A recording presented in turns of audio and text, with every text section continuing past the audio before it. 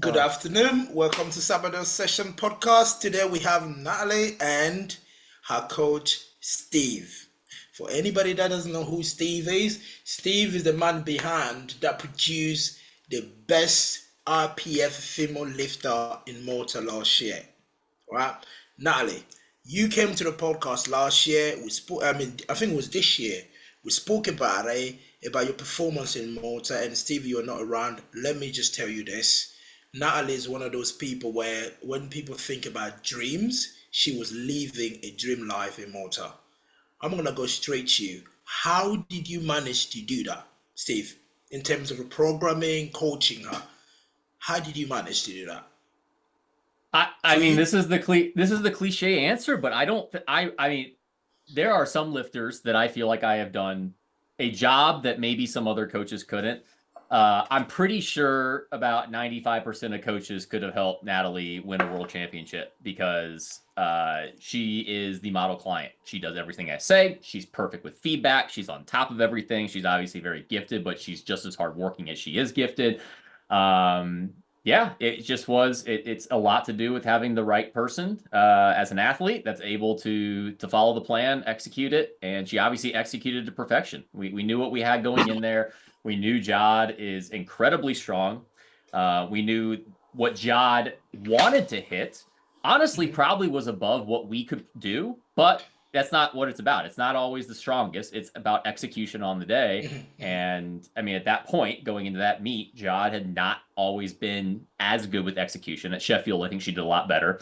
I think she's learned some things lately. And so we played exactly the game we knew. We had to hit lifts and we had to just kind of let things play out. And then it just kept the pieces kept falling exactly how we wanted them to. So I mean, again, I'm sure it's okay if I ask you this, Natalie. When you start powerlifting, so basically, when you start competing in 2019, did you start with Steve straight away, or you started with someone just behind closed doors, and then you changed to a better coach after? Yeah, so I think I started with I think it was 2019 when I got my first powerlifting coach, and that was like local. Like I knew them in the gym, met them there, and then I think it was what 2022 when I started working with Steve. Yeah, almost 2 years ago. Yeah. So how did you find that transition? Because sometimes when you have someone that you start with, it's for some lifters, especially for the listener that will be listening to us, people find it hard to leave that first coach, especially when they made that beginners gains. It's Right. hard for people to jump ship and go to another one. How did you find the transition? It was a little bit tough for sure. Like at the end of the day, I knew that if I wanted to continue with my goals, I needed to make a change because it just wasn't what I needed. Communication style or programming style, I wasn't happy with it. I wasn't happy with my training. It wasn't having fun. So it was a tough transition at first. And I just took some time, I think for like a month to not have a coach before I reached out to Steve to see if he had like availability. I mean, again, for because the reason I ask this question is almost like people get attached to the coaching method. They get attached to the person. Feelings comes in, and almost loyalty comes in. So Steve, you as a coach, what advice would you give to lifters that are finding it hard to lift somebody? Because you damn right know what I'm saying is true and exists. You can see some lifters with some coaches, you're thinking like, if he leaves, he will do better. So as a coach, what advice would you give to these people? it's kind of a weird scenario because I don't know are you all pro sports fans, Yeah, football? Yeah. yeah. Okay. When you're talking about That's football, just, are you talking about real football or that Real fake I, football that you guys I play? know your audience. I'm trying to talk about real football here. Okay, thank you. I'd say American. I'm not going to disgrace your sport, as well as I'm a Liverpool fan. So, Oh uh, yes, yeah. Come on, the okay, Reds, Man United, go yep. home, go sleep. Go on, Steve. It's common nature that you're going to go likely through multiple coaches, multiple teams, and that's just part of the business. I think within powerlifting, I think one of the things is just it's still. I mean, it's a big sport, but it's also a small niche sport. Like if Natalie leaves me right now, she's likely going to a coach that I'm friends with. And it starts to become kind of this weird thing where you can't really get out of your circle versus like in football. If you leave Liverpool and you decide to go to Real Madrid, you don't necessarily have to talk to the people that be like you have some distance and whatnot. Kind of becomes a little bit of a weird thing, but 100% there are times, even if it's a good coach, that sometimes a transition can be good. Angelo Fortino, obviously I host Two White Lights with him, and he did a podcast on that he had a great relationship with his coach. They made a lot of success, but sometimes just new ideas can be good. A new perspective. You can have the best coach in the world, but sometimes things kind of get stale and you need a new perspective and a new outlook on things. Or just frankly, you could have a bad coach and you need to switch. And so it's just uncomfortable. It's uncomfortable because it becomes very open. Everyone always assumes there's drama behind it because drama's fun. And let's just assume there has to be something more to it than just, oh, I just want a new perspective. As well as, like I said, it's a tight-knit community. Like I have a rule, like if someone leaves a coach that is one of my good friends, I won't take them on. It's because I don't want to have that type of weird scenario with one of my good friends who's a coach that now I'm coaching their ex-athlete and maybe they hold it. It becomes a little bit of a weird thing. But obviously you're talking about to the lifter, but I think to the lifter, the thing is to understand is if you feel like there is a way to better your training, there is nothing wrong with trying to find ways to be able to do that. Now, if it's you hired a coach and 3 months later, after they've done a great job, you're like, I'm going to try something new. That's an issue. But if you've been someone for 4 or 5 years and it just kind of just runs stale, it may be great to find something new. And it's not necessarily a bad thing. It's just a lot of times that kind of just kind of runs its course. So, I mean, you're right. This from the lifter perspective, which is I understand what you said. So what about from a coach perspective? Because there is coaches. We're all human beings, right? No one is here is alien. As much as like we do this sport, people think we're different. We're not different. But there's coaches where you well know the job or whatever you're doing with this lift is not working. As a coach, do you think people should have the decency to tell their lifter the truth, saying like, look, I don't think I would be able to help you move or obtain your goals again. Maybe it's time for you for that change. Do you think coaches should be able to do that? Or just retain the client, retain the lifters? What do you mean though? As in like if the lifter's not making any progress? I mean, yes, if you have a lifter, because the reality is you have a lifter, as Steve said, for like these many years, 3-4 years, and then you come to a point where whatever you're prescribing, whatever you're doing is not working. Probably that lifter need a different perspective. So that's what I'm asking as a coach, Steve. Do you think coaches should almost have the decency to have that conversation with those lifters? I mean, if they truly, truly feel like they have nothing more to add, then yes. But that's a tough one because, like, as a coach, the entirety of my job is problem solving. It is, we have something we're trying to accomplish, and we're going to constantly be hitting roadblocks and barriers and getting there. My job is problem solving. And if you're doing a good job, you are never ending in your pursuit to solve those problems. And you are going to run in situations that you do not have the answer for. Every single coach, no matter how good you are going to run into a situation you do not have the answer for. And then it's on you to learn and find that answer. And so it's kind of a hard part to put, like, what's the point where you say, I legitimately just don't know where to go? And I know I've definitely heard of some coaches who are more like part-time hobbyists. Like they have a lifter who they're like, yeah, you know what? This is kind of the extent I know. I don't do this as like a truly full-time profession. I think it's probably best for you to kind of move on. But yeah, it's a tough one because there's definitely probably is times it gets to that point. But I think probably the athlete and coach, if the relationship's good enough, probably have discussed it to an extent, to the point where it doesn't have to get to the point where I think the coach has to like straight up say like, you need to leave me. Like it's kind of like the athlete might even take that the wrong way if they're really attached. Like it's that, I don't know. That's an odd one. Like even with like Natalie, we have a great relationship. If in 2 years she hasn't made progress and I say, hey, you need to leave me, and she doesn't want to, like, that's kind of a weird, yeah, that's a weird one. I don't know how to approach that. I think it's a valid. It's a valid discussion.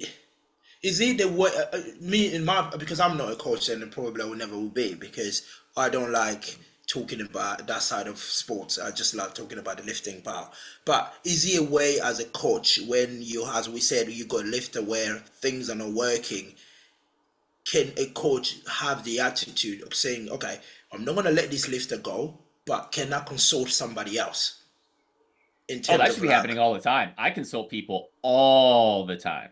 all the time. If you do not have a network of other people who are experts in certain areas, you're losing out, because every single coach isn't going to be the world's best at every single aspect of coaching.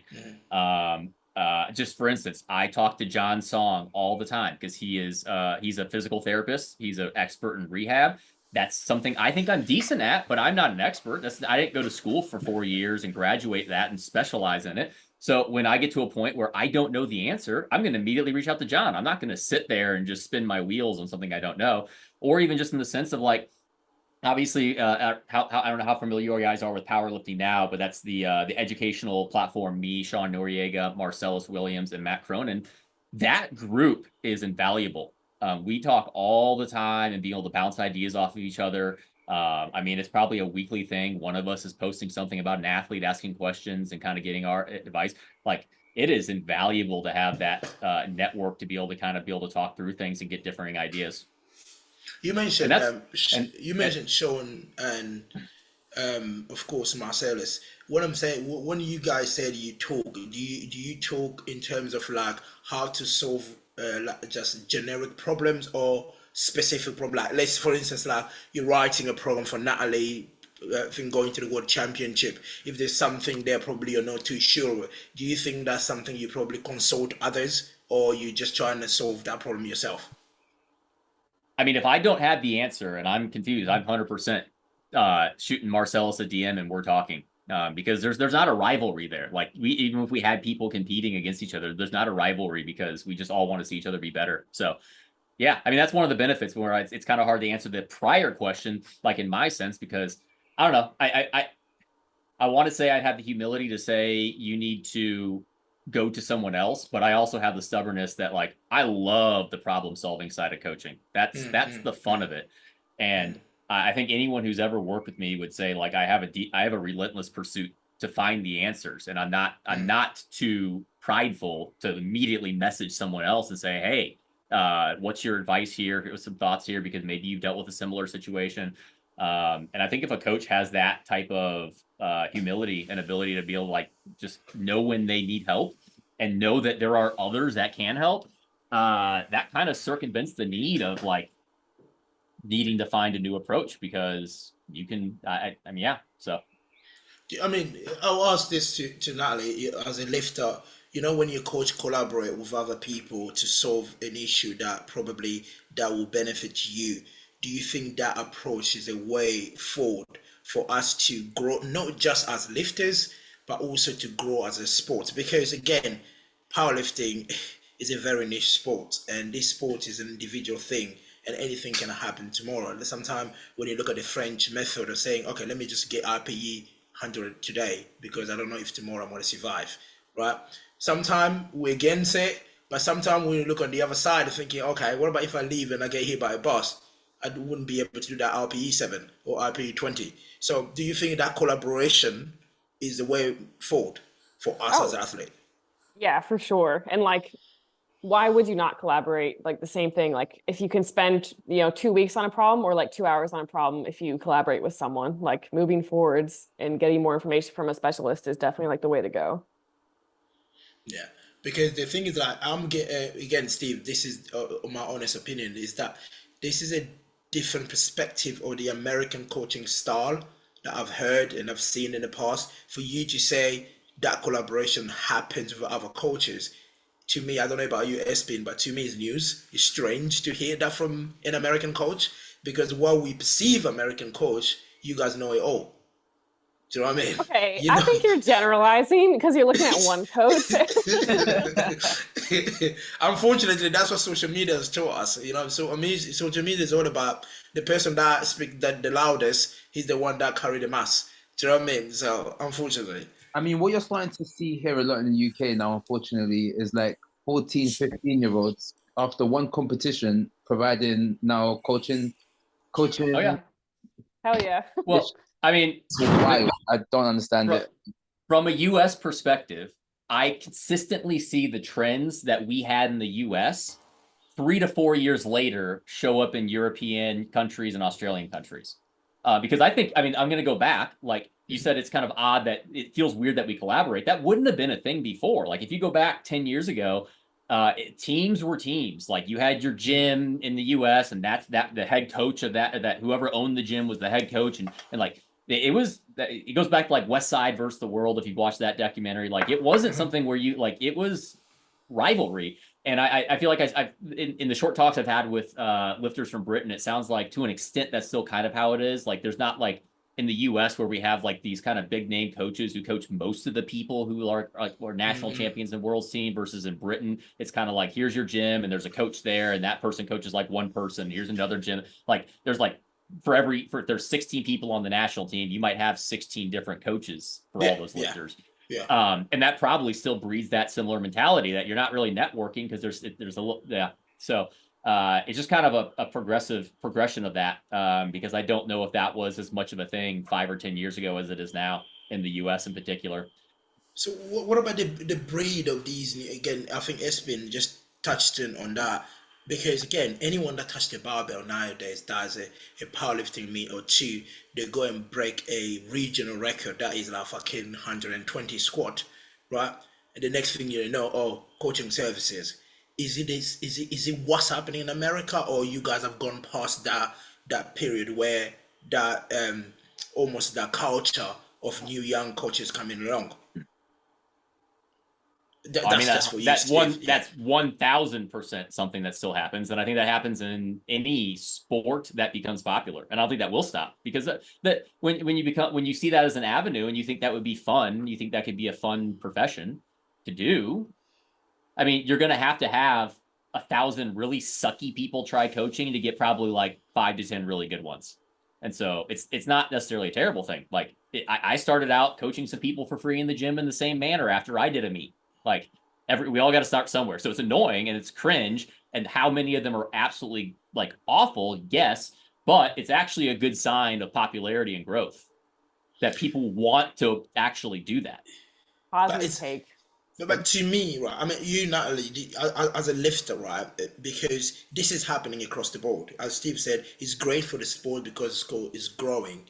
But as a lifter, when you see anyone that hold a barbell and become a coach, what's your thoughts on it? Because we know lifting weight comes with danger, right? Comes with its own problems. So if you are just a coach that came out of fucking your mom's womb yesterday and become a coach today, you know, how many people are you going to kill with that volume? Because would you actually be able to manage someone tonnage every single week? So how do you feel as a lifter? I mean, it depends on like who these people are like trying to coach. If they're like, yeah, I can handle, you know, this type of athlete, or I'm doing local level coaching. It depends what they come out with. Because if you're charging someone like $200 to do powerlifting coaching from you, and you've lifted at one meet and done no research, so you're probably not going to have a good service. And people are going to find that out very, very quickly as well. Like it's a small community.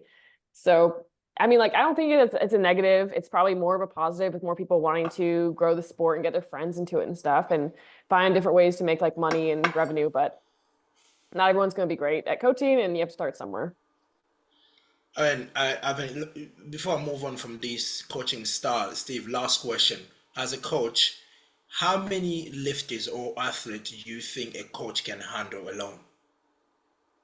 That's very dependent on the person, because I'll call Marcellus the outlier. Are you guys familiar with how many people Marcellus coaches? It's like That's Quite a lot, 85.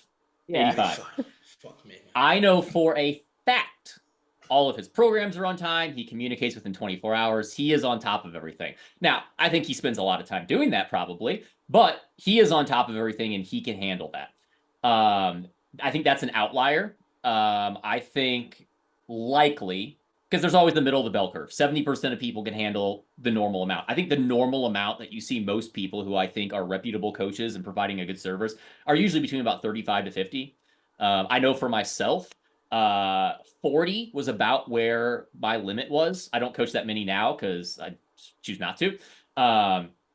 40 was about my limit. It wasn't even a time thing. It becomes at that point an ability to manage and retain all the information that's incoming.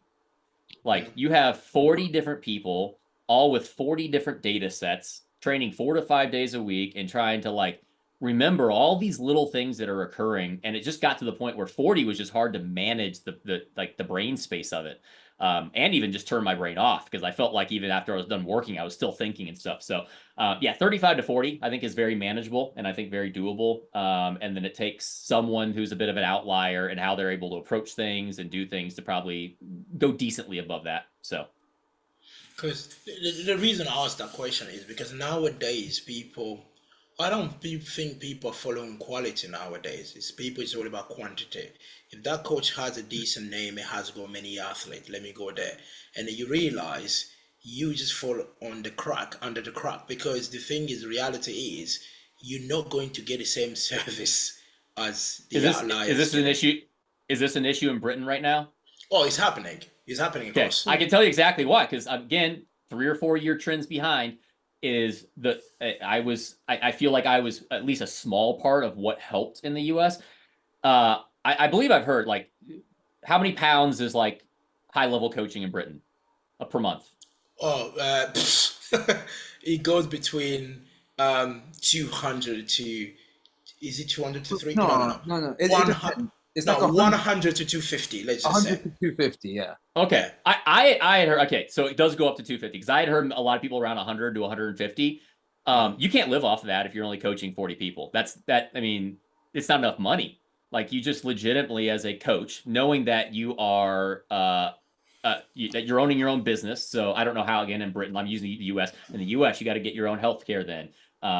You're going to have to pay taxes off the income coming in. There's just a lot of little things that add up to the fact that, like, coaching 40 people at $150 or 150 pounds a month, you literally cannot live off of. You will be living paycheck to paycheck, which then encourages the fact that I need to coach 80 people to actually have a sustainable living, with all the things that have happened, especially with inflation over the last 3 years.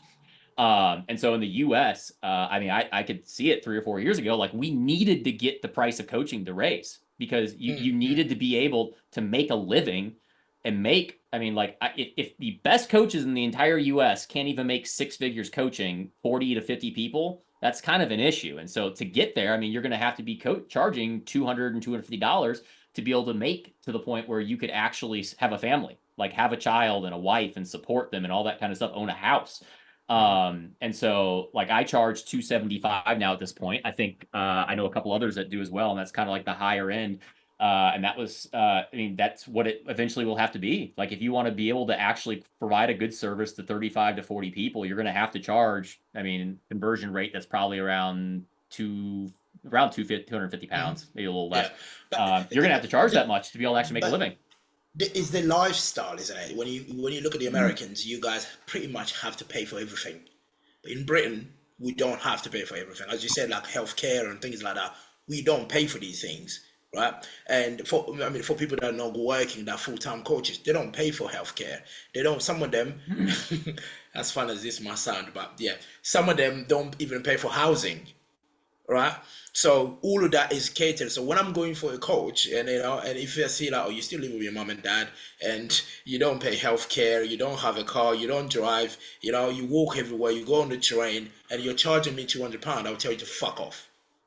Do you know what I mean? Simple as that. And then one trend as well I'm seeing in Britain, a lot of British lifters are reverting to the American coaches. I don't know if you've noticed that, Steve, on your side as a coach. A lot of British lifters, especially younger lifters, are coming up. They're going to Americans. I get a lot of inquiries from Britain. I actually have a rule now: I won't coach international people, so they all get turned down, unfortunately. So you're just being racist, that's it? Yes, specifically, yeah, very specifically towards Britons, because I'm just not a fan of people who underperform at Worlds and get second. Like, I actually want to coach people who can win. Oh, fuck you! You know what? I need to mute you. Espen, do not use that, right? When you jump the podcast, for fuck's sake. And those people you're talking about as well. Remember, Steve, they're 35, they have a family and a real job. Powerlifting is not a real job. Anyway. I say that, but I've also said on Two White Lights that I think Britain is the country that is going to rival the US. I never really felt like France was, because I don't think their training style is sustainable, and we've already kind of seen the drop off. I think Britain is the one, especially because you have a large population of lifters. With that said, yeah, but you guys are going to be our rivals. So in Britain, I think again the younger ones are coming up now. Everyone that's starting to hold the barbell and take it serious. Before, people never used to care. People used to care to max out every single day, but now, because of Sheffield and then the Americans have brought in the eyes, the social media platform. People want to meet people like Russ, people want to meet people like Bob, people want to meet people like Natalie and all of that stuff. So all of these guys, so almost like these younger people are making the effort now in Britain. It's exciting to see where Britain will be the next 5 years. So all these sweeping shit, I'm gonna buy you guys brooms. You don't want to be sweeping nothing. But anyway, moving on from that, because that's me ranting right there. Natalie, let's move on to you. So Okay. we know again, your biggest rival is Jad. You know what I mean? You came to World last year where Joy left the 57, and then you had to battle Jad at the World Championship. Again, we all saw the result, and Sheffield, you guys had your second match. So leading to this World, is this something you're thinking to yourself? Because the world record where it is, there's only a few weight classes in Lithuania that will be able to go and break that world record. Some of the weight classes, they will just go easy because they know Sheffield is coming. So how are you prepping yourself mentally knowing that I'm going up against Jad again? I mean, it's the exact same like process that I did last year too. Like, it's not that I necessarily think, oh my gosh, I'm going against Jad again. I have to really push this time. It's like, no, I need to go out and hit my numbers, and I know that I'll land where I want to land. So that's like how I'm approaching it again this time. I'm not really focusing on anyone else's training, but making sure that I'm doing the stuff that I need to do to be healthy on the stage and hit my numbers that I want. So is it anything? Go on, Steve. I was gonna say, a lot of lifters say that. Natalie truly does that. She wants to know nothing at all, which is great because she has the mindset that she can do nothing more than go hit 9 lifts, because that's correct. In powerlifting, you can't play defense. It's unlike football or some other sport. You can't play defense. All you can do is go hit 9 lifts and be your best. And if you do that, the result you're going to get is the best result you're going to get. You can't do more than that. So yeah, she completely zones out from the competition side of it and just worries about herself in a good way.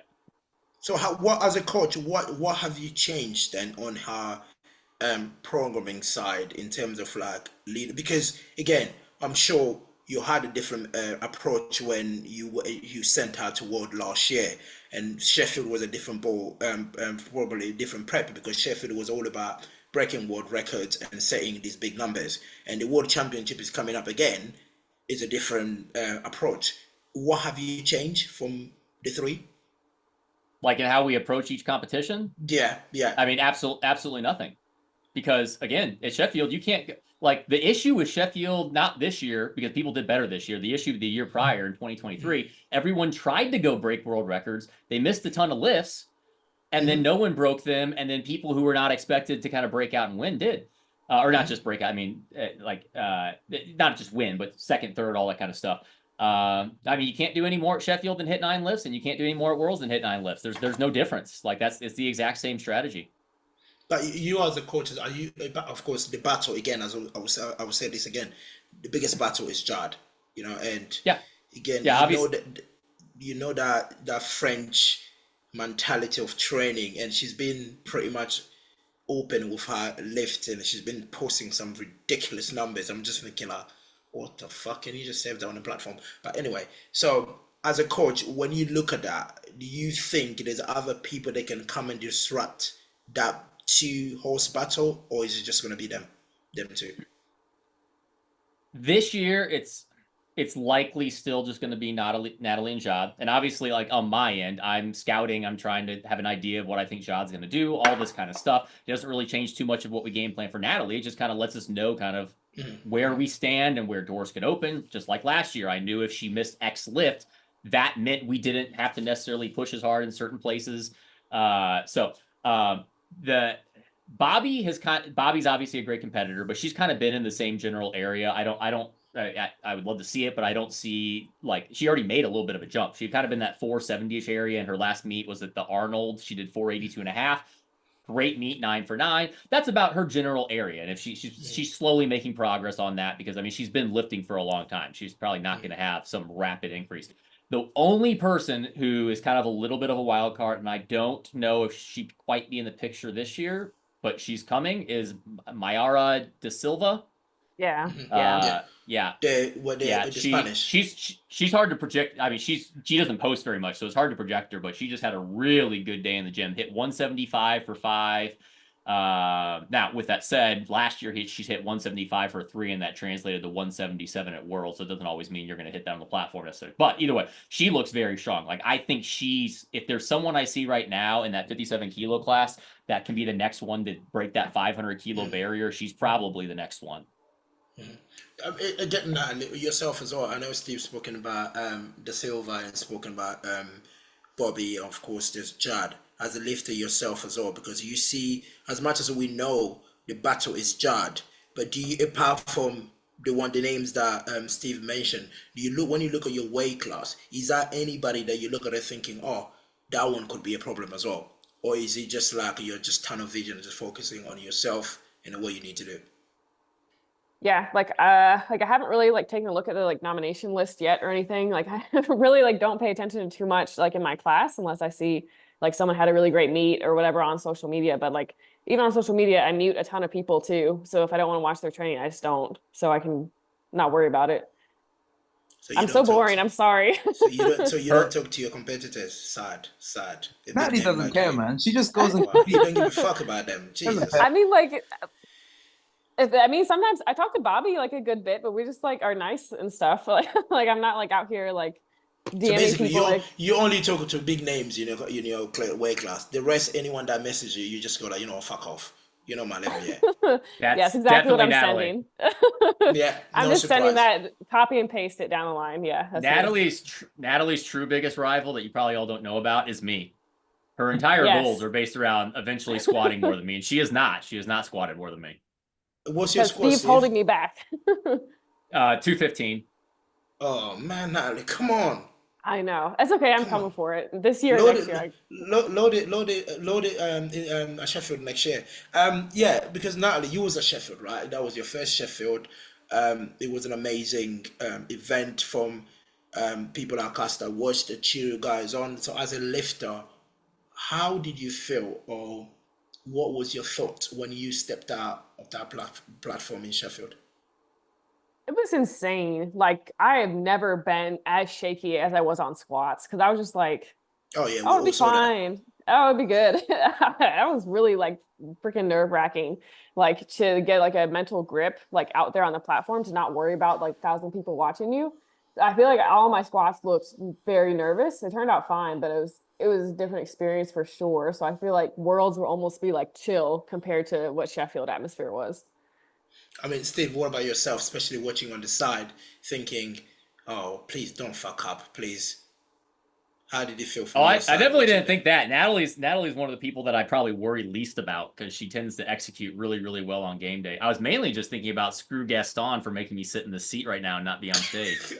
I was about actually to talk about that. Moving on from that, that's a good segue there. So, oh my God.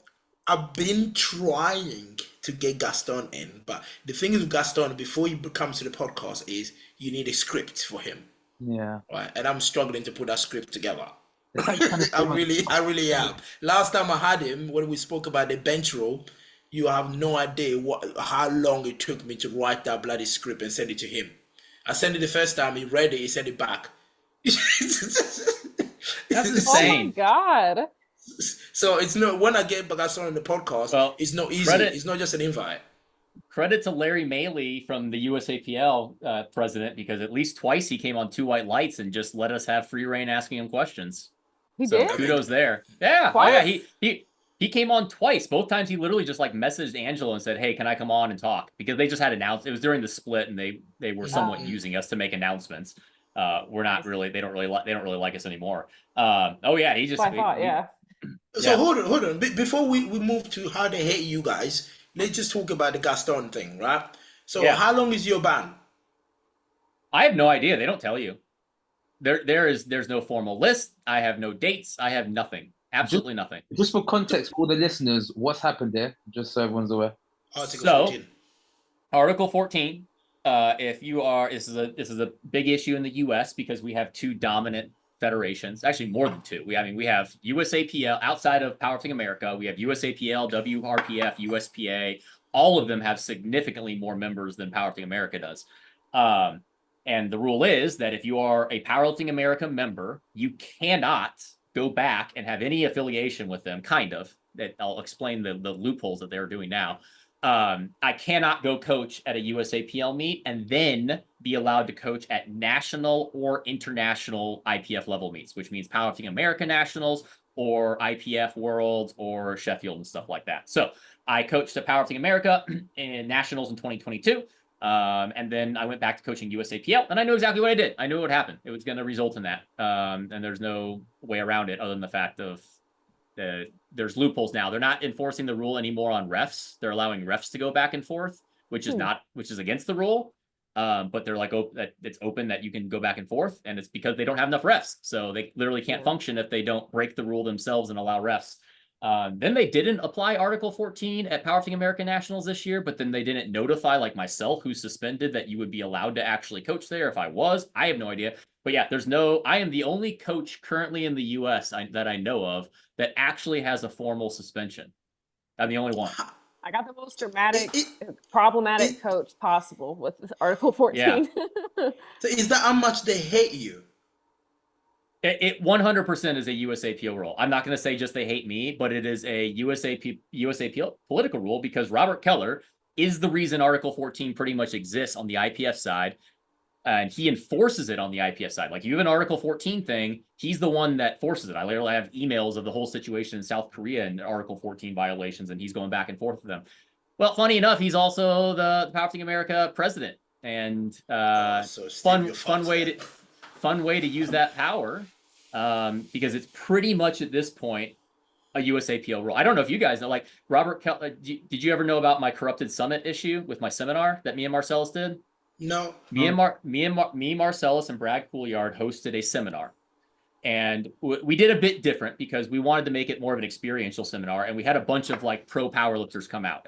All of them were coming out. I'm trying to think. Perk was there, Brandon Petrie, Jasmine Penn, Gavin, a whole bunch of people. It was like 14 or 15 like top level people.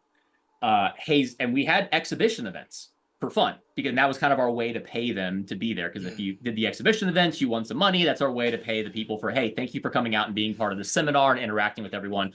And we had a tandem deadlift, fun exhibition event. Jesus Oliveras was supposed to be participating in that. 3 days before, Robert Keller notified him that if he participates, it would be an Article 14 violation. He would be suspended because that was a non-WADA sanctioned event. Oh, so but yeah, you called me coming second to a world because I underperformed. So why did Delaney compete at world then? Because it was at that bloody event and with Taylor. That event they did last year, it was no WADA sanction.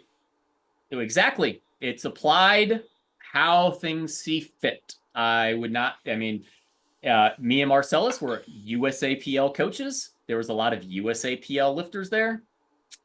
So why do you think? So, I've literally got a whole file on my computer of screenshots of Article 14 violations in case this ever needs to be a lawsuit, because it's insane how inconsistently and biasedly it is applied. So talking about it, so what you guys as Americans are you doing for it? Is it just you're letting them win, sitting back and wait, or is it something probably you're taking them out to the IPF yourself? So the main thing, at least I'm waiting for, is the IPF Constitution amendment proposals are up for this year. And I know multiple countries are going to send a proposal that they need to stop the coaching side of Article 14, because that's the coaching and the reffing side is the dumb part. The athlete side's dumb too, but whatever. I think all the athletes can understand if they want to be IPF Worlds competitors, cool. Just don't compete in other federations. Like, I don't think they're going to care too much about that. The coaching and refs. So we'll see if that comes through. Otherwise, then yeah, it probably is going to have to start looking at lawsuit. And I know they think that they can't get sued.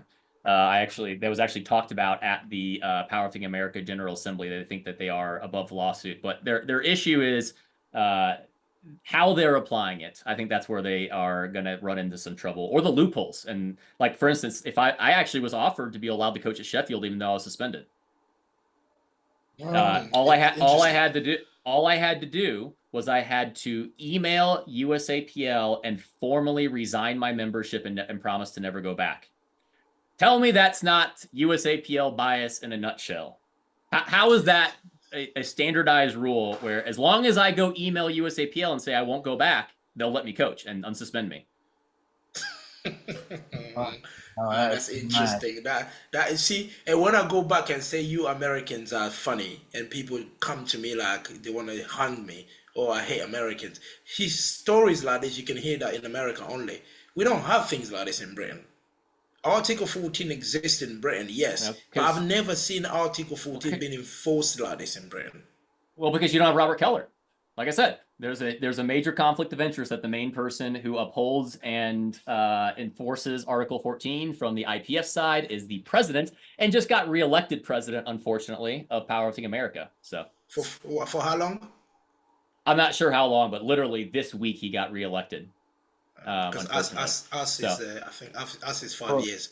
well, But yeah, again, I mean, what you, there's also the issue though, just in the U.S. we have so many federations and lifters though too. I don't think the culture anywhere else in the landscape is anywhere.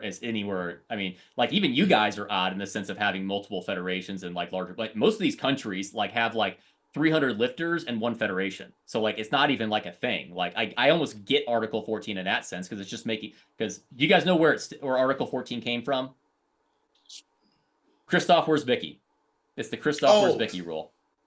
He that was oh, he was going and doing he was a bit suspect and he kept going doing untested meets in between IPF worlds and then coming back. And so they yeah. made Article 14 basically to get him to stop doing that. But then it was basically a Christoph rule, but now it's just the USAPL rule. That's what it is. It was those meets he was doing in Siberia, isn't it? So yeah, I remember those meets again. But yeah, I mean, Natalie, you as a lifter, I know you sat there, you're nodding about this one. How do you feel about it? How is it affecting you as a lifter? Because knowing you stepped on that Sheffield platform, fair enough, you had the best handler pretty much in history of powerlifting with Matt Gary. He's the one that handled you on that day. Shout out to him. But in terms of like not having Steve on that platform, what was your thought on that ban or on the whole story about the Article 13? Like how much I should like freely say, to be honest, but like obviously This is a safe place. I will tell you, this is a safe place. You can be honest. okay. But I mean, I'm just gonna like obviously I want my coach to be there on the platform. Like, doesn't matter what the other options are. My first option will always be Steve having to handle me, you know? So that did suck. Like, obviously it's awesome to have Matt there and we had a great day and it turned out just fine, but it truly does not make sense in my mind to enforce that for a coach. That's just hurting their business and trying to put a limitation on what they're doing. Yeah, I think to me, where I'm standing when I had the article put forward, I spoke about it with Gaston a little bit when I saw him at the Europeans. I was like, this is no helping grow the sports. It's not. We are a very niche sport. We want to grow. We want to get big. And all these rules and legislation that you guys are putting around there is limiting people to expand these sports to the next level. What did he say? Gone? What did he say to you? That's when he said like, "Oh, I think you should bring me to the podcast so we can talk about it.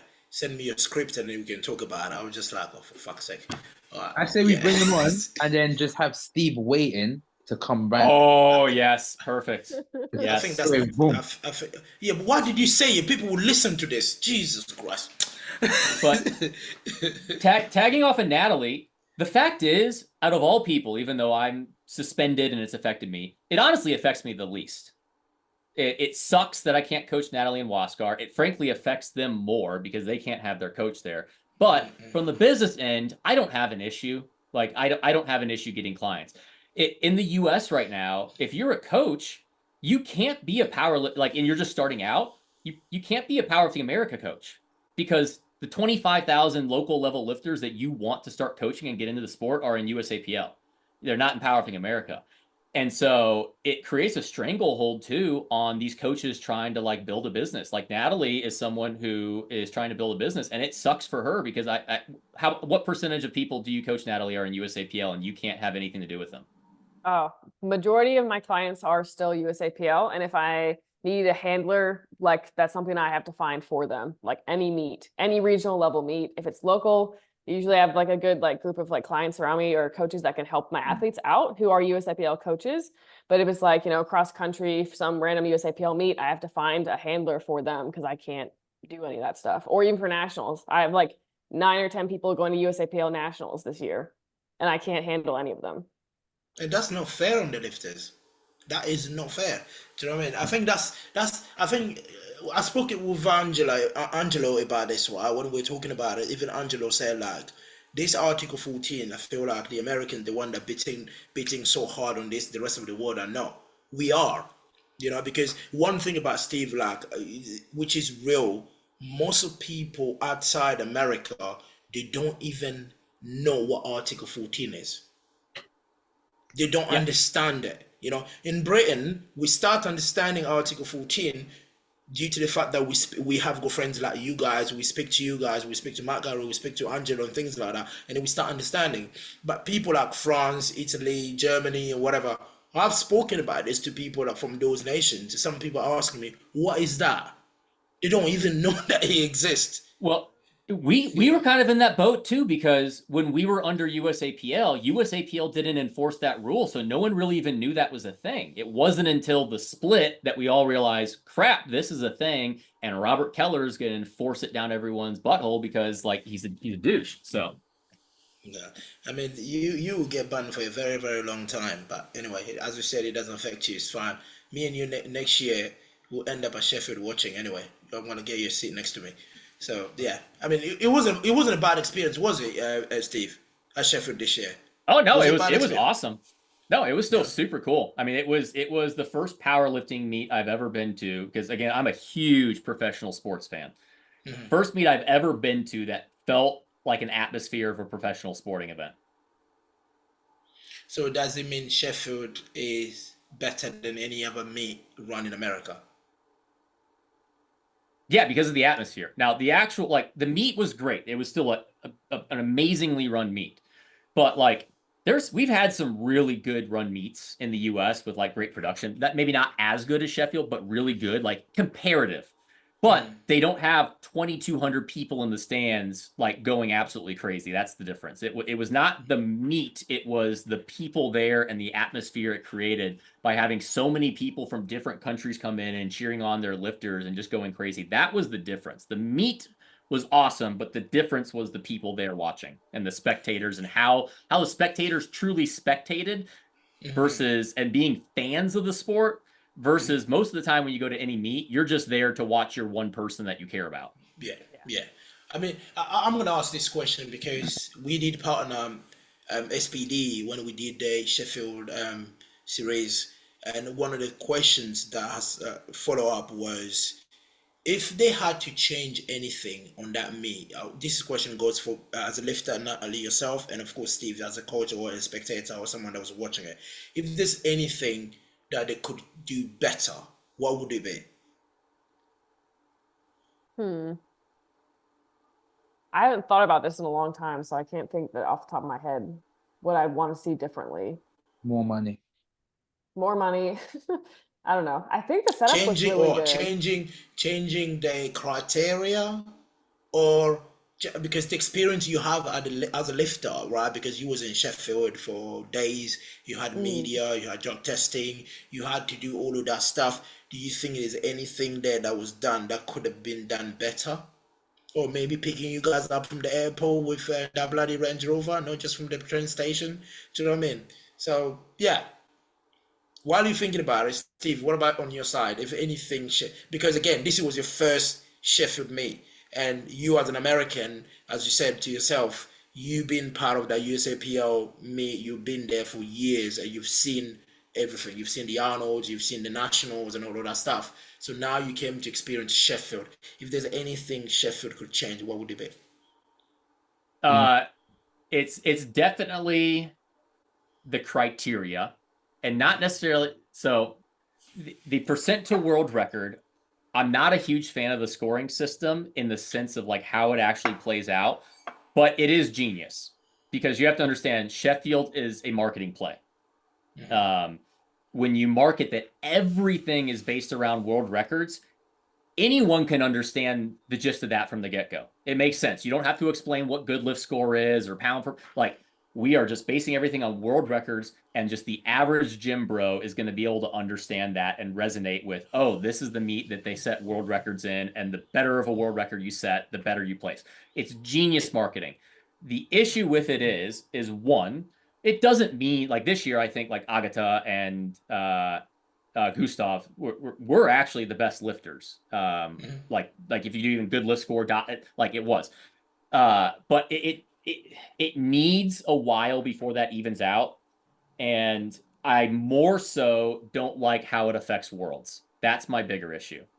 Is how like it sucks for Natalie because she has to go into a battle and have the best total. She can't sandbag where other classes might be able to sandbag, like Austin Perkins. He probably doesn't have to push super hard as he may need to. Obviously, Kale's doing a little bit better, so he's not going to be able to completely sandbag. But like we're going to run, I don't like how it affects worlds. And so I don't have a good answer because I don't think I would say necessarily change the scoring because I think the marketing play of it is genius. And that's been the number one reason why it's been so successful. It's not just the lifting or the money. It's been how they've produced a year-long marketing play and promoting the event and how they do it. But I do wonder if it could have yielded a better result not being every year and being something every other year. That's I would agree with that. Like, I think if athletes just had like a little bit more time to like turn around, like if you look at like Jesus did it both years, right? He was a wild card the first year, and then like his turnaround is crazy, and he's having to do worlds again, and he's getting beat up and injured, and like all these things are happening because it's like every year you have to push and push and push for these world records. I agree with that. Especially next year. What would be great is to offset it from whenever the Worlds Games is, because next year now you got to do Sheffield, Worlds, World Games in like a 6-month span. So I think it would have been cool to offset that. I mean, one thing I think would have been super, super cool is to offset it with a differing event differing criteria. And like, I don't know if you guys are golf fans, but like the Ryder Cup is the sole individual sport team event that actually works. Like there's no other individual sport that team stuff has ever worked except for the Ryder Cup. And one of the reasons the Ryder Cup works is they don't do it every year. I think it would have been kind of cool to go back and forth of one year you have this Ryder Cup base, like it could be US versus the world or North America versus Steve, please let keep that conversation. US versus the world, I almost beat up someone on that, right? So what the fuck people talking about US? What the fuck is US? It can't be US versus the world. It's one country. Why can't it be Americans where there's Canada, Americans, and Mexico versus the world? Well, because the US is so. Well, because the US is so dominant that you guys probably still couldn't beat us all I don't give a combining. fuck how dominant US is. The sport is not built around the US. If you did anything else, it would be too. If you gave the US any other countries, it would be too unfair. I mean, all I'm saying is give other country an opportunity to grow the sport. We can't just get the US. Do you know what I mean? I had this conversation with someone. I'm thinking, this person keep on saying the US versus the rest of the world. I'm thinking like, so you want to compare the US versus Europe, Africa, Asia, Australia, you know? What about Canada? Although he's an American 2.0, but come on. Well, I was saying it could be North America versus the world, but I mean, at the same time, like, if you're asking me to feel sorry that other countries aren't strong enough to compete, I'm not gonna like throw some sympathy out here. Like work harder, get stronger. Yeah, you have got 300 million to choose from. Some people don't have 300 million. I'm not denying that. I mean, it's the pool, it's the culture, it's the fact that in Texas you have to power lift just to play football. It helps the. I'm not denying that at all. We have the biggest talent pool by far. But regardless, take away the bias. I think if you alternated Sheffield with something else that's different, I think I would like that and make it an every other year thing that alternates. Because I mean, I think Natalie's an athlete. If you told her for the next 5 years you've got to do Sheffield Worlds and then sprinkle in the Worlds games, and then you've got to maybe do the national meet, like at a certain point, you may be like, if I can't win, if like I know Sheffield I can't win because of the scoring system, like how many times am I going to keep going back? Because this is just a lot to have to do in a year. Yeah, yeah. So, I think you're definitely right about what you said in terms of like Sheffield every year. I think is not sustainable in terms of like because these world record because as much as like again the world records have been broken and people are pushing these numbers even this year Sheffield you look at this year Sheffield again you touched on in the beginning when you said it was better than last year because last year everyone were just pushing oh let me get a world record on my second and we saw people falling apart and this year was a little bit better because people went a little bit conservative in terms of like getting what I need to get a total or a big total so my problem with the way Sheffield score is, how long is it going to take for these weight class to be maxed out? Well, You know? on the women's side, I think even if you did continue to do Sheffield every year, there's still going to be so much growth. Maybe not as much on the men's side, but I feel like for world records on like 52 class, I think it's going to go up like crazy. I think 57s will continue to go up. Like I think a lot of on the women's side will continue to grow every year. Maybe it'll slow down eventually, but it's not like a huge concern I see, honestly. yeah. Because it actually works yeah, better. It works better once people stop breaking world records. Like it's like right now the issue is the strength progression is too fast, or you've got new people coming in like Perk, or the next year you might have Rondell and just kind of like being a cheat code in the sense of like an outlier that has not in the sense of like world records are not caught up to what they've done in meets outside of the IPF. I think it actually works better once it starts people aren't breaking records. Yeah, because I mean, again, right? They turned around to you mentioned there, like they turned around between Sheffield, especially last year. Last year was like 12 weeks, 10 weeks, turn around to world. So almost like he reigns the world championship. It's not exciting anymore. And what you mentioned there, Steve, where like you watching world, you expect big weights to be lifted to that world. People like Amanda Lawrence, she can only push her world if she wants to. Do you know what I mean? So what is so excited to go in and watch the 84? The excitement is not there. If I'm just going to watch her to score 230, deadlift to 250 and bench 125, that's not exciting. You want to see almost like that panache grind on that platform. That's what exciting get. But people intend to save that for Sheffield. To me, that's what the only issue I have with Sheffield because he's ruined world because world does not have the credibility he had in the past anymore. And my one idea for selection criteria, let's see if I remember this correctly, was that the only guaranteed invite you can get, is if you win world and break the world record at Worlds. That would be the only way to guarantee an invite. That's true. I think that would force people to have to try. Yeah. And then otherwise, you are not guaranteed an invite. And then from there's some other criteria that trickles down. But I think that's where I changed it. The only way you can guarantee an invite is you have to win Worlds and break the world record. But then again, what you said there, you win world, you break the world record, you win, and then at Sheffield, for you to win a check, you need to break that world record again.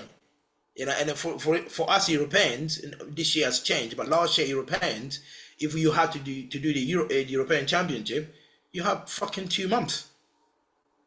There's no turnaround there for us. Yeah, that's where I still say it would be better as at every other year event. But I think you fix like the situations like an Amanda Lawrence or Jesus where they don't have competition. I think you somewhat fix that to tell like them that like if you don't break the world record, you are not guaranteed a spot in the meet. Agree. But hopefully SPD will listen. I mean, they said the new criteria is coming up, so I'm still waiting for that one anyway. I still messaged them the other day. They asked me to wait. So yeah, hopefully we'll see the new criteria and we're going to be excited about it. Go on. I said, ask me after I don't have the criteria, but I can give you some info after the podcast on some situations. Let's talk about it. So Natalie, of course. I have a quick question. We asked Carlina this a couple of days ago when she was on the pod. And to be fair, we've been asking each other. We've been asking everyone that we know because everyone's got so many different like opinions on this. Durans already knows what I'm about to ask anyways. But this is a question for both of you, right? because my views are so different to everyone else's. What qualifies someone as an athlete? Like, how can you call? What qualifies you to call yourself an athlete? Because the reason I'm asking, right? So I put this out on our social media, and everyone had different ideas, right, or different points of views. So people said the dedication to go into training when you don't want to. Someone else said anyone who competes. Someone said potential to make money from the sport. Someone who's a role model and humble without giving shit talk. Their actions speak. They compete in a sport that is physically demanding. I mean, what do you guys think? What defines an athlete? Do you Are you feel talking like literally like any sport? What is an athlete? I mean, let's talk about powerlifting specifically, right?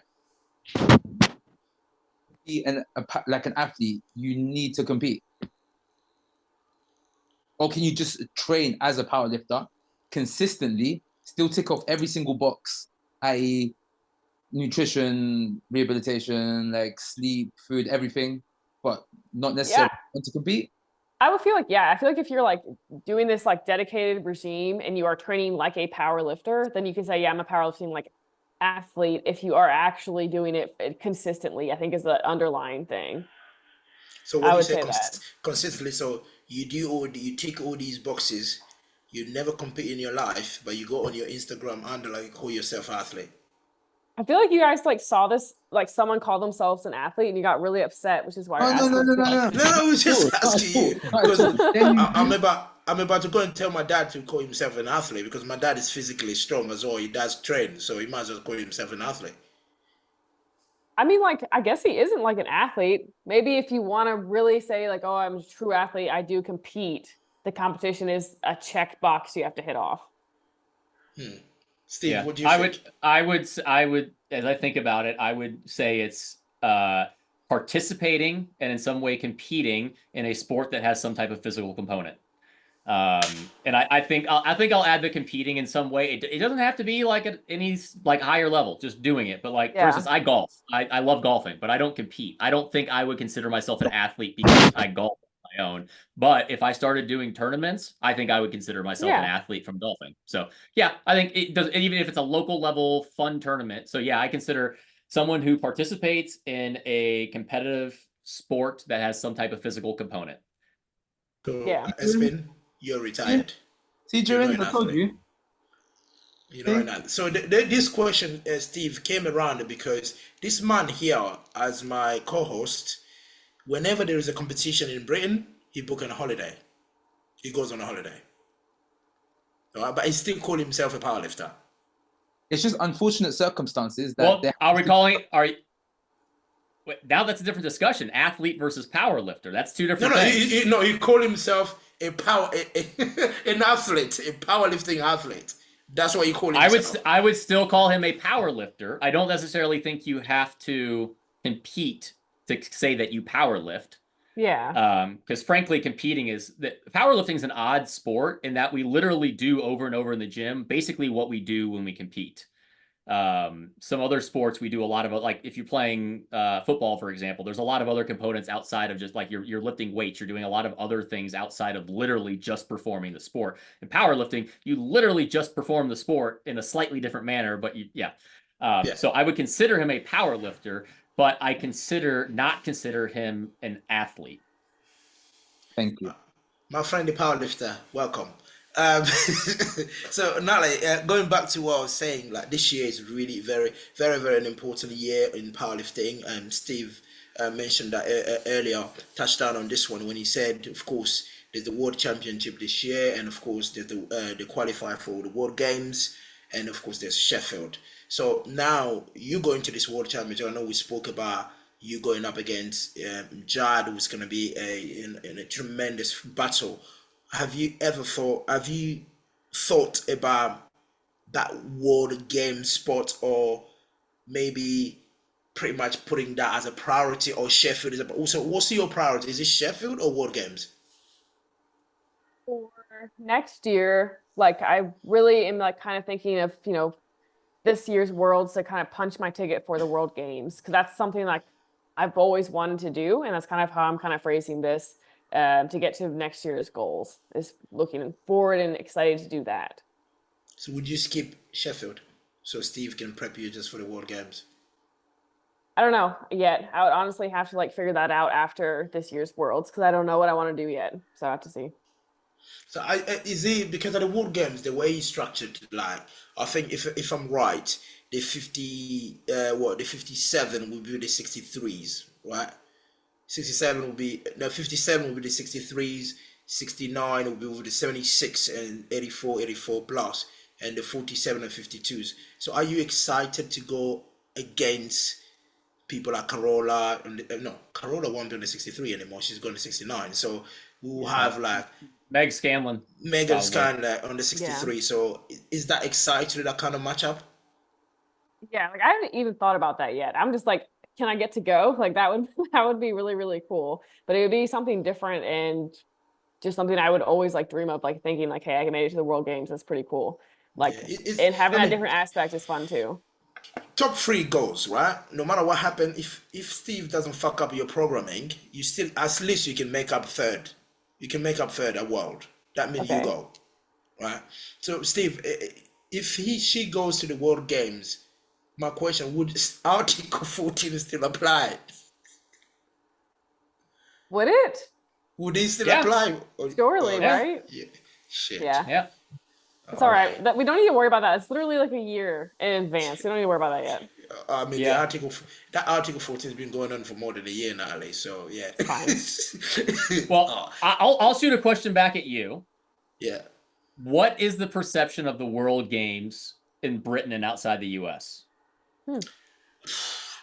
I'll kid you not, the World Game is not as big or let's say as important people are making it to be in Britain. There's no hype around it. There's no hype around it. There's been zero hype. Okay. I thought maybe there would, because again, like Natalie's saying it's her goal, and I think a lot of people want to do it, but I think it is overrated, and I think people are going to enjoy it like this first go around since raw lifters are allowed to be in it, and then it probably kind of goes to the wayside and people don't care as much. I wondered about, because the thing I wondered though is like in the US, the Olympics isn't that esteemed anymore. Like it's not really that, like it's not that big of a deal versus in a lot of other like countries, Europe, Asia. I think when you say Europe, I think in Europe is specific country, because even us here, the Olympics is not that prestigious as it used to be anymore. Really? Okay. You know what I mean? Okay. You know, it's not like that anymore, because you see an Olympian on the bus, you're like, yeah, she's an Olympian. Who gives a fuck? Do you know what I mean? I powerlift. Do you know what I mean? But in the past, it was athlete. That's right. Do you know what I mean? In the powerlift nowadays, that's you see most of them, the Olympians, they have to have those Olympics rings on as a tattoos on their fucking forearm, just because they prove that they've been to the Olympics. Do you know what I mean? To give themselves a little bit of credibility. But it's never used to be like the way it used to be before. The exact same thing with the World Games. It's almost like, Steve, to your question, it's almost like it's a nice thing to have and to do, but it's not a priority for people. If I go to World, I qualify for the World Games. Yeah, my dad would be like, "What's the World Games?" Well, I asked that because I'm surprised, because I like I said, I think a lot of the U.S. lifters are going to be excited to go, but it still goes back to the fact, like you just said, like the Olympics doesn't have much hype here. I think the World Games will just kind of this new fun thing, but I mean, outside of occasional conversations, Sheffield is way more of a talk still in general than even 100%. IPF Worlds is still more of a conversation than World Games per se. I'm sure when we get to it, it'll be a conversation. But yeah, I think it's cool, but I think it's a bit overrated. And I was interested to see how if that was just a US mentality or if that was spreading elsewhere as well. No, I think because like in the US, in the States, is it being advertised? Say again? Is it being advertised a lot? The World Games in the States, like how is it being marketed there? Nothing at all. No one would have any idea what the World Games is in the United States unless they specifically were in a sport and cared about it, like powerlifting. Like if I went to anyone, no one has probably. I didn't know the World Games ever existed until powerlifting, and then even when I saw it, I was like, why do we care about this? We barely care about the Olympics, so why do we care about going to some? Yeah. I mean, I think that's the exact same sentiment here in Britain. The World Games, most of the powerlifting people, they start only knowing about the World Games now because IPF start announcing this year is a qualifier for the World Games. That's people start thinking. Even people start searching what sports are in the World Games. What is it? And people like myself, the reason I know so much about the World Games is because we have got like Tony Cliff has been to World Games. Tony Cliff tells you the experience of the World Games. You just go like, oh, for fuck's sake, I don't want to go. Do you know what I mean? Because you said one thing. You said that when you talk about Sheffield, sometimes it's not about the people, Natalie and the rest of the people that are on that platform that makes an event great. It's the people that's watching. You know what I mean? The spectators. They're the one that makes an event great because you wanted the excitement.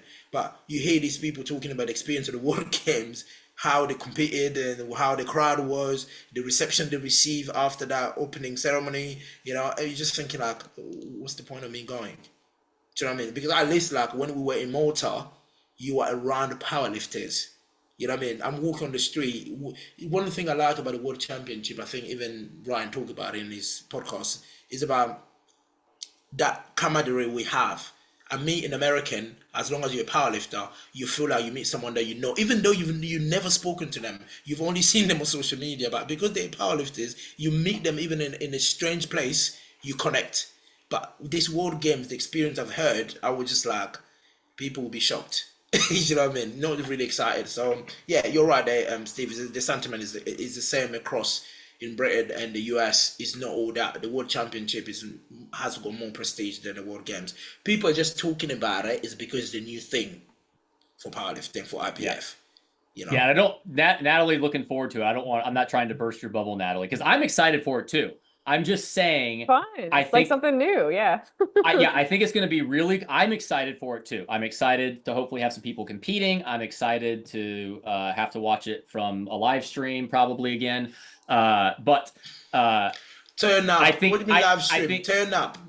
The excitement is the novelty of it, and I think after it happens, I don't think it's going to be what raw powerlifters care about, because I think Equipped cares about it, because I think Equipped has a lot more like culture based in countries that care about the Olympics. So therefore the World Games matters to them, versus I think raw powerlifting is in countries that honestly are a bit more developed. Britain, US, France, that don't care as much about the Olympics because there's a lot of other sports that kind of supersede Olympics. So I think we're going to find that on the raw side, we're going to have this fun, novel thing that it's going to be really cool next year. But then after that, I don't think it's going to be like the staple, like it's all about getting to the World Games. Frankly, I'm all for whatever SBD does, because I think SBD is in control of the growth and progress and direction of powerlifting. I'm glad. Wow, you didn't mention other people, just SPD. Well done. But anyway, moving on from that. SPD, you can see you smiling, and Natalie's thinking like, yeah, you're SPD, you're an SPD athlete. You should be praising SPD. Of course, I love SPD. SPD, I love you guys. See, I'm one of the SPD Canadian, so love it. So anyway, so Steve, would you be in Lithuania this year to watch? No, I will not. That's unfortunately a lot of money to sit in the stands. And frankly, this is truthful. I find more benefit from me being able to be at home, watching the live stream, watching replays and communicating, versus trying to be there, where now they've banned communication devices. Apparently you can't do the headphone thing anymore. They banned that. It is actually more bit like in the sense of beneficial, like to help out. I do more being at home and be able to watch it, but as well as the fact that it would be probably $4,000 to go there to sit in the stands. That's pretty rough. To be fair, the location where it is, right? Trust me, it's not Malta. 4K, so paying 4K just to go to Lithuania. No disrespect to anyone that lives there, but I mean, $4,000, Jesus Christ, that's a lot of money. Well, yeah, I mean, I checked out on Google Earth for where it's gonna be. Oh, Jesus Christ, this is for 4K. Yeah, Natalie, it's 2 hours. 2 hours drive from the airport, and yeah. Oh my God. Have you guys seen where we are in Germany next year? I saw Germany. I was like, oh, that could be kind of cool. I will not in Berlin. Oh no, it's some. I have never. Why? I looked at it, and it's in the middle of nowhere. I have never heard of this place. I bet we're in some. I bet we're in some place where Hitler used to use as a depot. Stop. You know. Oh my gosh, that's great. All right, IPF meet schedule. Let's see this. Jesus Christ. bro. IPF calendar that it was next. Sorry. Chemnitz. Do you know where Chemnitz, Germany is? That I- definitely does sound like something. I mean, not gonna lie, Chemnitz sounds like it was a It sounds concentration exactly camp. what Jordan's just said. Yeah. I'm telling you. You know. Anyway. So, but yeah, when I looked at the map, it was like there was Berlin and what is it, Frankfurt, the other main country? Frankfurt, yeah. Okay, it was like a triangle of those. So like it was not necessarily close to. I don't know. Either way, I was like, that's dumb, because like Sheffield, I went to because one, I really wanted to. That's a really cool experience. I wanted to be there for Natalie, but partially too, that's like UK is a great location, and it allowed me and my wife to go on a vacation, me expense it as business, and it was very easy to do. But like, yeah, Lithuania is just not on our bucket list. So Lithuania is just like I'll take plenty of trust me. pictures. Don't worry. I'll get some pictures for you guys. Yeah. thank All you, I'm saying- appreciate it. All I'm saying is 2 hours from the airport. So I didn't know people- that. What the Yeah. heck? I'm gonna bring like Yeah. some Benadryl or something. Yeah, crazy. people need to. I People mean, need the to flights are prepare. so cheap. From the UK, it's only £70. Perfect. Beautiful. £70 For what, for a return flight. bro? When you start adding luggages, you start my No, flight. don't. No, no complaining. 70 pounds, and you're gonna fly for like 4 hours. That's just Yeah. like us flying from one state to another. And if I want to fly to another state, it's gonna cost like equivalent of like 400 pounds. You guys, You know, I think right, Steve. It makes sense Honestly, for coaching. we're not complaining about how much it's costing or how long the flights are. The complaint is where it is. Just imagine Oh, 100. Oh yeah. we're gonna go there for like 5 days in the middle of nowhere. I don't think Oh, there's yeah, You know what I without- mean? Completely agreed. As well as like I'm gonna use the coach for example. Like if I was a personal coach, I would then have to be forced to stay in the meat hotel now because of that new rule. Yeah. That stuff too. And then and the hotel is always hotels are inflated. I was supposed to know the hotels are all booked. Like half of us are in different hotels now. Yeah. They're inflated as well. You know that, right? Or you have to, or also you have to share a room as well. I remember I have to share a room with Joey. We have to sleep next to each other naked. It was a bit awkward. That is Is that disgusting. the contract? Yeah. You know, but what I'm saying, like the hotel price is always inflated, right? You book on a normal time, you pay like what, 50 euros, but now they're charging like 132 euros So much for money. the night for a single room. So anyway, but it's just like it will be interesting to see how. Anyway, I'm gonna revert back, Steve, to this so-called wave that people are talking about nowadays, because we just have to talk about it. If we don't, then people think like some of us are jealous. They just talk about it. The sweep. Apparently, you guys are coming to sweep.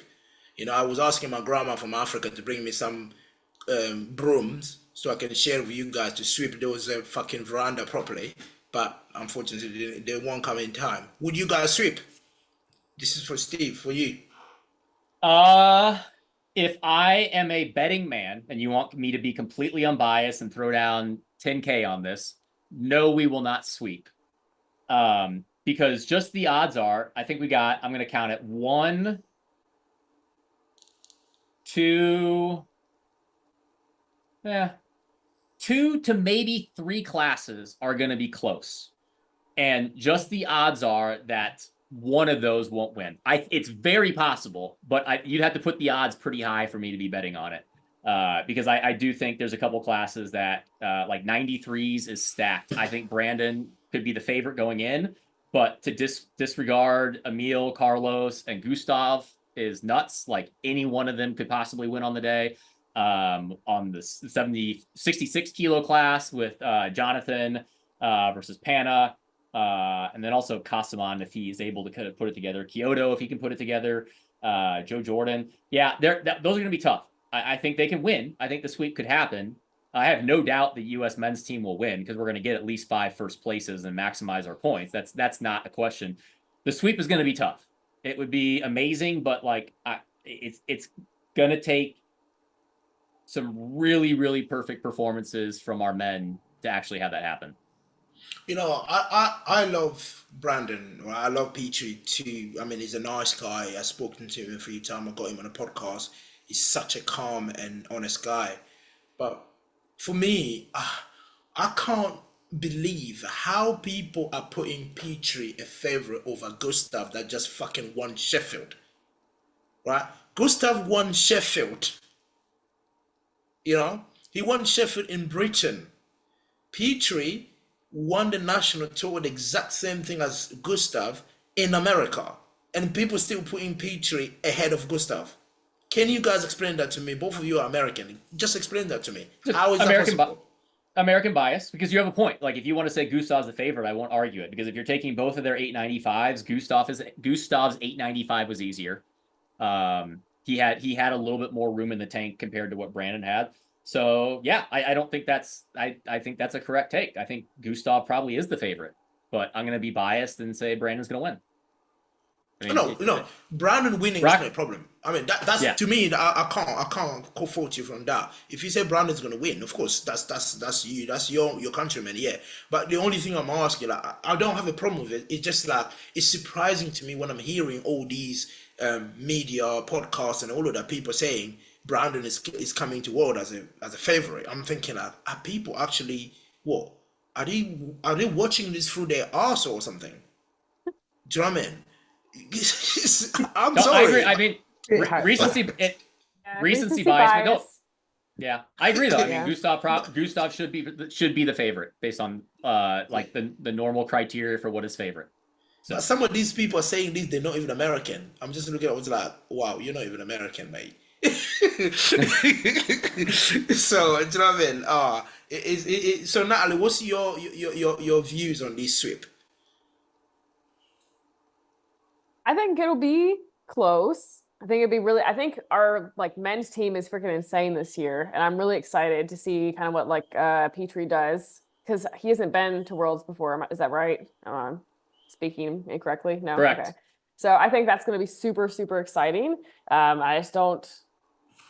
It's hard to rival someone who did compete at Sheffield, because I feel like that is like a really like mental edge as well with someone who hasn't maybe done that World or Sheffield stage.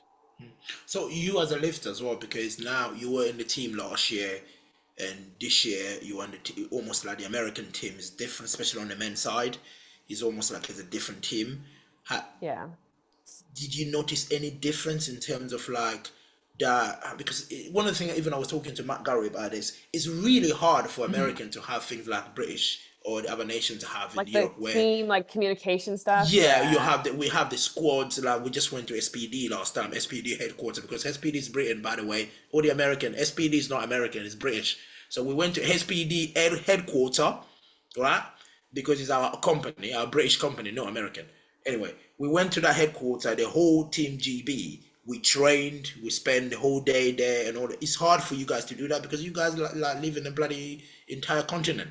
Do you know what I mean? It's hard to get everybody in one place. But this year, have you made any effort, or have you seen anything different from the previous year? The communication that we're getting from the team coaches is a lot more. The camaraderie, I think, would be about the same. I know more of the guys this year just because we did USA Bail together. Like I did like the VA Pro with like Bob and them. So like I know the people who are going, but it's not like we're gonna hit training sessions together now. Like none of that has changed. There's been maybe some more direct communication. So you don't talk outside your team or group chat or whatever? I mean, I do with some people, yeah. Like not every single person that's in there though. But it's not like you guys where you are talking constantly and probably working out together and doing all this stuff together. It's not like that.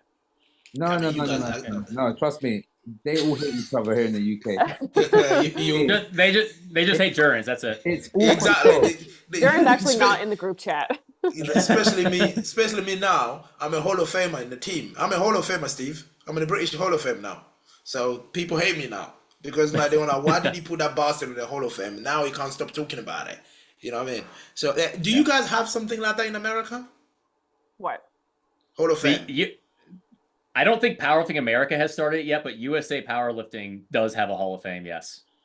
But I don't really know how it's not. Definitely no recent people are in it. Like it's not that kind of thing. Well, I if feel like Duran's isn't isn't like it, if isn't Duran's Jen isn't it, then Thompson in it? I'm sure Delaney should be in it then, right? Shut up, you prick. I'm on the British Powerlifting America, you bastard. But anyway, talking about Delaney, I think this is one of the more. I love Delaney. He's an amazing guy. I think he's so underrated as a lifter. What he has achieved, what he has done. He's 2 times world champion, 2 times Sheffield participant. But I believe he doesn't get enough flowers. What's your thought on Delaney, guys? Because I can't stop talking about this because he's done so much, but I still believe he's not getting enough flowers. So I agree, but it's his own fault. I'm saying that in the nicest way possible because I love Delaney, but he doesn't use his Instagram to highlight his lifting. He uses his Instagram to highlight his business. That's what he uses his Instagram for. So that's he doesn't post his lifts. He doesn't do any of that. So yeah, I mean, he gets like if you don't hype yourself up, no one else is hyping you up, and that's the law of social media. Like to get flowers, to get flowers, I need to hype myself up. So, but even in America, though, wow, some of the American powerlifters, they don't give him enough flowers. Yeah, because it's you forget because he'll go 4 months without posting. You forget he even exists sometimes. Yeah, and or that's he'll just teach you about he'll teach you about taxes, like on his Instagram feed. Like that's what he's doing. It's not his lifting or his world championship titles. So, and I don't think I'm saying anything he wouldn't agree with. Like he'd say it. Like he knows he doesn't post his lifting, and he uses his lifting in large part to help actually like kind of pad some of his resume in the sense of the speaking engagements and the business stuff he's doing, and be able to call yourself world champion and doing all these things.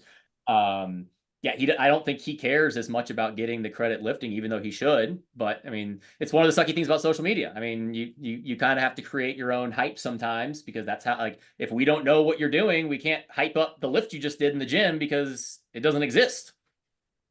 We have spoken about this before, though, Jorans, haven't we? We've mentioned this so many times to all the lifters as well here in the UK. We've always told all of especially the junior lifters, they tend to like go through this little weird phase where they want to hide their lifts, they want to hide all their training. So then when they go into a meet, they still go 3 for 9, and then they end up making like a big,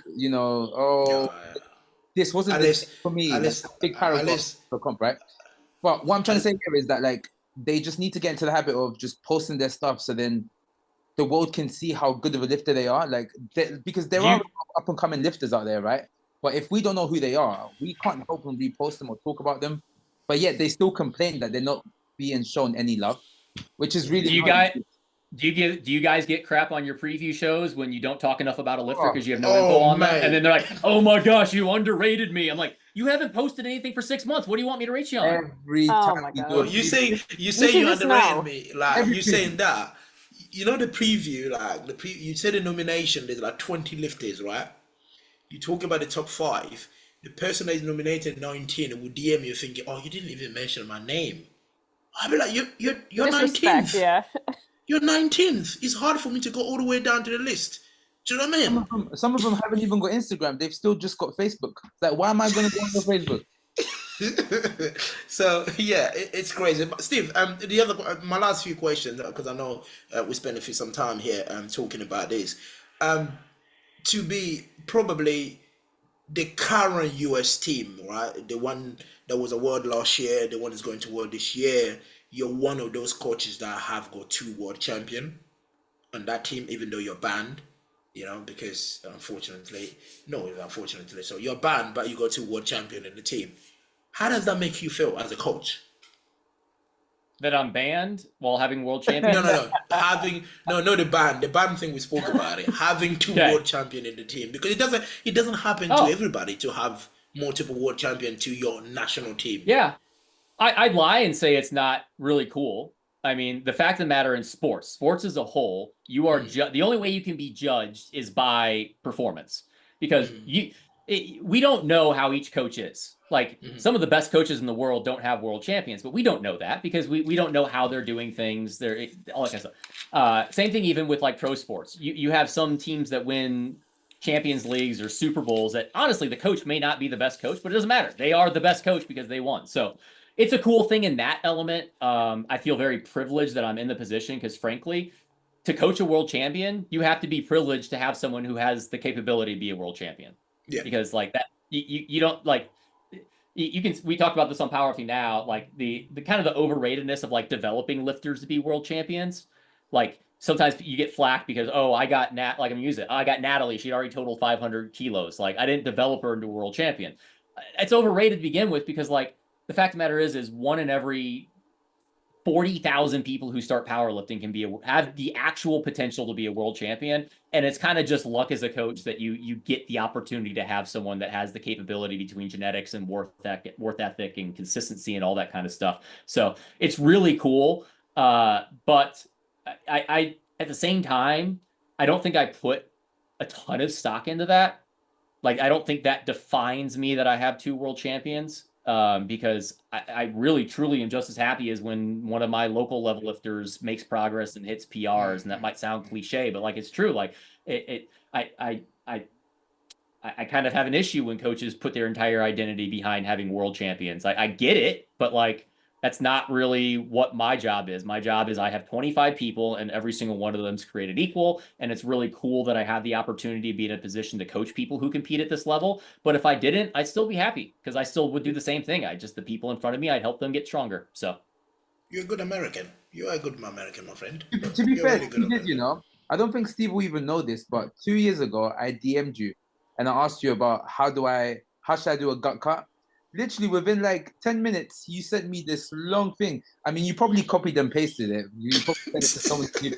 But the fact that you responded, I was like, fucking hell. And the thing is, I asked like 4 other people here in the UK as well. None of them fucking responded to me. None of them. Not one. Not one. Imagine. If you ask me gut cut, it wasn't copy and pasted. But yeah, I respond to every single DM. With that said, I get a lot of dumb ones. And if I get a dumb one, I will answer one. I will answer one time, and if they keep asking me dumb questions, I don't continue to answer them. But there we go. You got my balloons. Thumbs up too. I don't know how this happens, but it happens. It happens every podcast. That's my favorite. That's Zoom. Zoom has introduced that. But again, what you said that it's key. I mean, but at the same time as well, as you mentioned in the beginning, you that collaboration with Marcellus and all of that. I mean, you can sit to Marcellus and say, look, I got 2 world champions. You don't have any. Do you know what I mean? So until Lithuania, at the moment, you're ahead of Marcellus. You got 2 world champions. Talking about banned coaches, he's not allowed to do it either. He's gonna have to sit in the stands. Oh no! I heard him say he's coming. So he's not even getting. He's going there, but he can't coach. Oh no!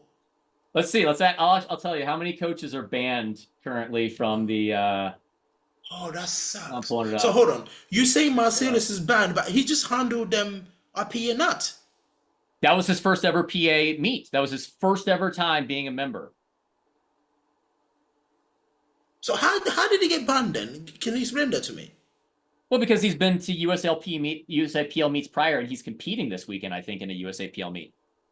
Oh, right. Like, I mean, me and him are both the same. Both of us refuse to follow that rule because if we had Natalie and Waskar are great, but I'm not going to ignore 23 other people who need my help for 2 people. And Marcellus is the same. Like, we're both gonna we both have tons of people doing USAPL National. I can't leave 10 people hanging. But yeah, you got myself, Joe Stanek, so that's 2. Marcellus has Bob, Ashton, and Brandon, so that's now 5. Megan Hurlburt 6, Natalie 7, Megan Scanlon, coached by Kelly. She's not allowed to coach. Kelly's not allowed to coach as well. 8 of the 16 athletes from the U.S. side cannot have their coaches coach them due to Article 14. That's crazy. That's mental. Wow. The Kelly one, I'm not sure how that's still working. She got suspended by the last. Because do you know about Australia and what happened? The Australia one, I heard the story about Australia. Okay, yeah. Sean Muir, the prior Australia head who was terrible, he's the one that banned Kelly. I believe. I just talked to her. It sounded like she can't be in the back room, and I don't know if that's because she's still banned or if that's just like the Australian team rules that they don't allow personal coaches. But either way, it looks like 8 of 16 of the U.S. athletes cannot have their coaches coach them at Worlds. So all of you guys just have to trust Matt Gary. Yep. And Mike, yeah. Wow. That's wow. Anyway, on that note, guys, thank you very much for coming in. And I know, Natalie, I had so many questions. The last one for me is, what message are you sending to your competitor in Lithuania? What message? Yeah, I think I did something like, don't be nice to me. Don't be nice to me saying, "Oh, train well, come in, be prepared." No, just be honest. that's what I was gonna say. I was gonna say, let's all have a nice time. We'll have ice cream afterwards. It'll be a great time. But for real though, I guess I'm going to put my best foot forwards like always. So I hope that they are as well, because I'll be coming for it again like I was last year. You're coming to win. I'm coming to do my best, yeah. No, come on. I don't like those kind of language, I know. Steve and myself, we've seen your best already. You're coming to win. So since winning is the message, what total do you think is going to win world in your weight class? Probably plus 515 for sure. Depending on what that last deadlift is, maybe 525 or something. Somewhere around there, above whatever Sheffield was, which I think was like 517. Steve, what about you? What total do you think is going to win Natalie weight class? Because Natalie's just been too diplomatic. I don't like it. I think one of them will go over 525. I think that's the number. Ooh, Natalie, I can't wait to see that 525. That would be exciting. That would be exciting. So hopefully you're gonna break the world record squat. You're gonna get that back. Hopefully, fingers crossed, and then claim the deadlifts. You can try. You're a big pull as well. You know what I mean? So Yeah. The thing she's coming with this time is bench. Bench is what she's coming. Her bench is going off. That's So where since the you said biggest it, what have kilo you increase changed? will be. I did 110 at Sheffield and then I hit 117 in training, which was really, really crazy. Bench has been great.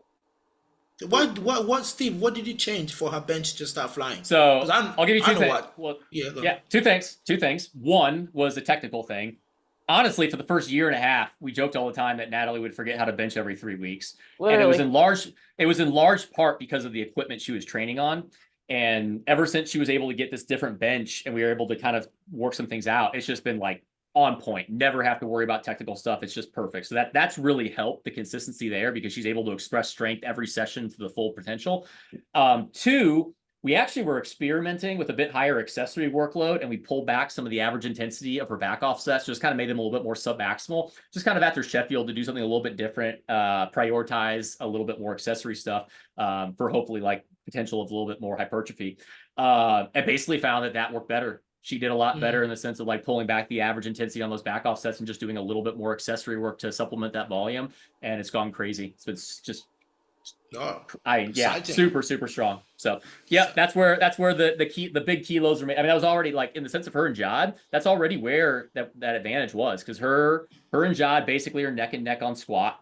Jod typically has a little bit more on deadlift. It is but bench is where Natalie had the big jump. Gap. Yeah. So that's exciting, especially if that's the lift that you normally beat them on, and that's the one that you're creating the gap. That's amazing. It just all of us like Anna has go the deadlift, and now he's putting 405. So yeah, there's nothing we can do anymore. So yeah, hopefully he can pull that 405. That'll be exciting. So yeah, guys, thank you for coming in. It was great talking to you guys as always, Natalie, Steve, for the first time. Literally, it was really great podcast. I'm planning to do another one with you, myself, Mo, the data guy. I'm gonna fire this guy here. Mo will come in, and Solana, because Mo has got the data, so it'll be an exciting one. Hopefully I can get the time together. Guys, good luck, Natalie, for the rest of the prep. We only go like I think 3 weeks left, so I'm sure the peak is really getting fierce. Please train hard, train small, and Steve, don't kill her. We need to see that 525, please. I'll let her survive. At least, as you said, the American perform. You guys, I mean, that's another day we'll talk about it. I heard someone saying that the Europeans, we don't understand what powerlifting is. We are no athlete, right? Let's talk about it next time we'll talk about it. So this person is talking about we don't understand what powerlifting is. We don't understand how the sport work. But in Europe, we have got multiple time world champions. So these people are just paper champions, right? Anyway, on that note, guys, anyone who's listening to us, guys, give us likes. If you have a comment for me, guys, or for Steve or for Natalie, drop it in the comment. And then Steve, of course, you, as you said in the beginning, you have got coaching. If anyone want to reach out to you, how would they do that? I won't even really promote that because I'm probably not taking anyone on for about the rest of the year. But he's not taking on any British people, remember? Yeah, it's racist that way. So yeah. Yeah. Won't coach international people, but even American people. I'm not taking anyone on right now. What I will promote, Powerlifting Now. That's me, Marcellus, Sean, and Matt Cronin's educational service. So if you want to learn how to actually show up on meet day and hit your lifts, watch that. Oh, I think I should send me the link. I definitely need that. Natalie, what about yourself? If people want to reach out to Natalie Richard in terms of coaching or in terms of anything, how would they do that? Yep. If you want to just check out my Instagram, I have my email linked in my bio. So shoot me an email there and I'll be able to see it and respond back to you. Thank you, guys. On that note, we'll speak to you guys soon. Peace.